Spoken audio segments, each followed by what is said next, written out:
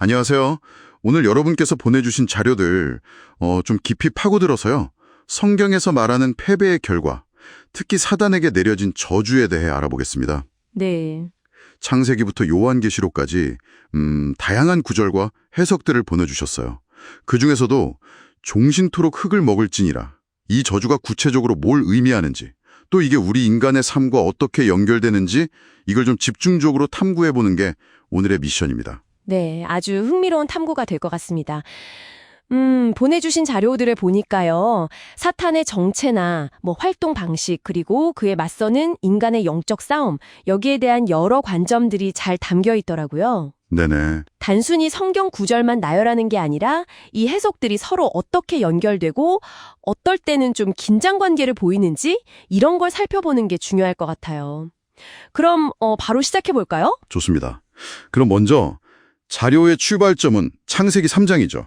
그쵸. 네, 맞습니다. 최초의 불순종 이후에 뱀, 그러니까 사탄에게 저주가 내려지는데 그 핵심이 배로 다니고 종신토록 흙을 먹을지니라 이거잖아요. 그렇죠. 이 흙을 먹는다는 표현, 이게 좀 비유적인 의미일 텐데 자료에서는 이걸 어떻게 해석하고 있나?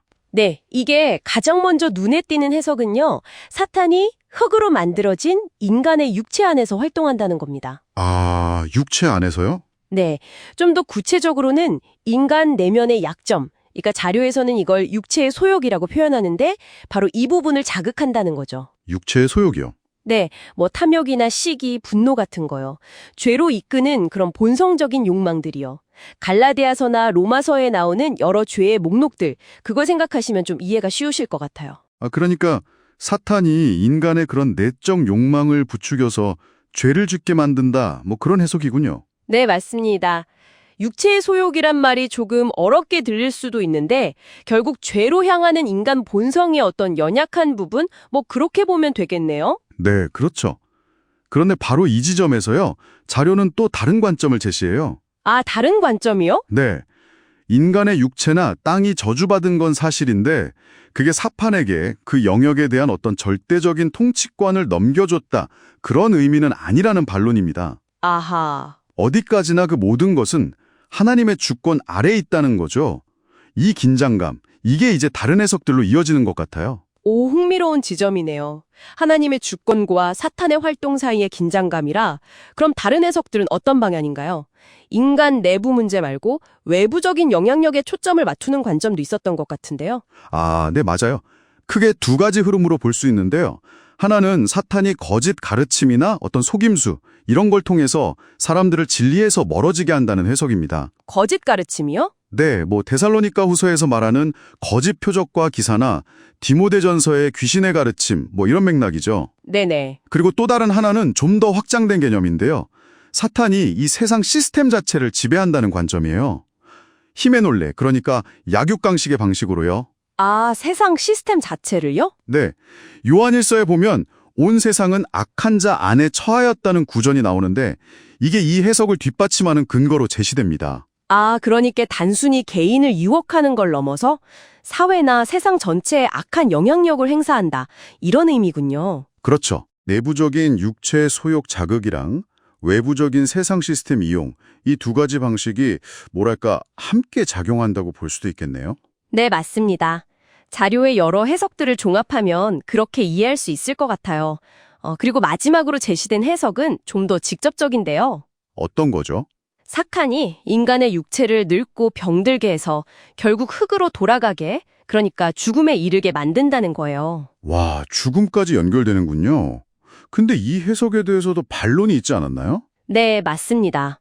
노화나 죽음은 모든 인간에게 보편적으로 일어나는 현상이잖아요.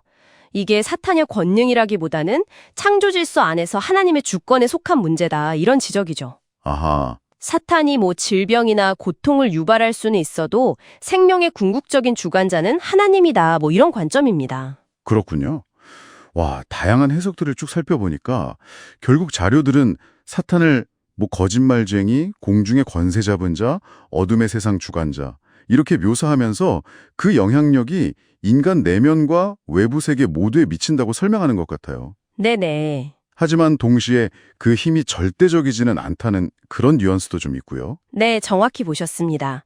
여기서 중요한 것은요, 이 모든 해석들이 공통적으로 지적하는 점인데, 인간 스스로의 힘만으로는 사탄의 유혹과 그 괴계, 그러니까 속임수를 이겨내기 어렵다는 점을 강조한다는 거예요. 아, 그렇죠. 그래서 자료는 결론적으로 하나님의 은혜, 십자가의 능력, 또 성령의 도우심, 이게 필수적이라고 말합니다. 네. 우리가 겉으로 드러나는 행동은 제어할 수 있을지 몰라도 마음 깊은 곳의 죄성까지 다스리려면 인간의 의지만으로는 부족하다. 이런 통찰이죠. 오늘 저희는 여러분이 주신 자료를 통해 사탄이 흙을 먹는다는 이 한 구절에 담긴 여러 겹의 의미를 탐구해봤습니다. 와, 인간 내면의 갈등부터 세상의 악한 시스템, 그리고 죽음의 문제까지 정말 깊은 이야기가 숨어 있었네요. 그렇습니다. 이 해석들은 결국 인간 존재의 어떤 연약한, 그리고 동시에 그 한계를 넘어서는 신적인 도움의 필요성을 이야기하고 있는 거죠. 네. 여기서 마지막으로 여러분께 생각해 볼 질문 하나를 던지면서 마무리하고 싶습니다. 네, 어떤 질문인가요?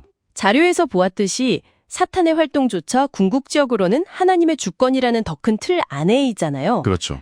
그렇다면 이 제한된 악의 영향력 속에서 우리가 행사하는 자유의지는 과연 어떤 무게를 가지며 그 선택에 따른 최종적인 책임은 과연 어디에 있는 걸까요? 이 질문에 대한 답을 각자 찾아가는 여정 역시 오늘 저희가 나눈 이야기 못지않게 아주 흥미로운 탐구가 될 거라고 생각합니다.